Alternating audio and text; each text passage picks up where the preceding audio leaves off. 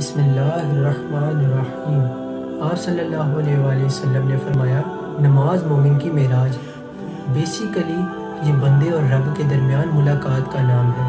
آپ دیکھیں، جب ہم کسی دنیا دار MPA کے پاس ملاقات کے لیے جانا چاہتے ہیں، اس سے پہلے کتنے پروٹوکولز کو پورا کرتے ہیں، اور جب اس کے ساتھ ملاقات میں بیٹھے ہوتے ہیں اس وقت انتہائی سینسیبل وے میں بات کرتے ہیں، اپنے آپ کو بہتر سے بہتر پریزنٹ کرتے ہیں۔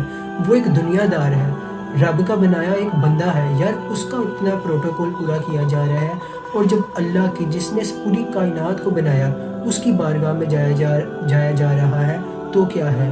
پہلا، گندے کپڑے ہوتے ہیں، خوشبو نہیں لگائی ہوتی، ٹوپی نہیں پہنی ہوتی، ایسے نماز ادا کرتے ہیں جیسے اللہ ہمارے سجدوں کا محتاج ہے۔ یاد رکھیں، اگر اللہ نے آج ہمیں توفیق دی ہے تو ہمیں چاہیے ہم نماز کو احسن انداز سے ادا کریں۔ اور دوسری بات یہ کہ ایک مرید نے بزرگ سے پوچھا کہ نماز میں سکون نہیں آتا، مجھے نماز سے سکون نہیں ملتا، تو نماز سے سکون کیسے ملے گا؟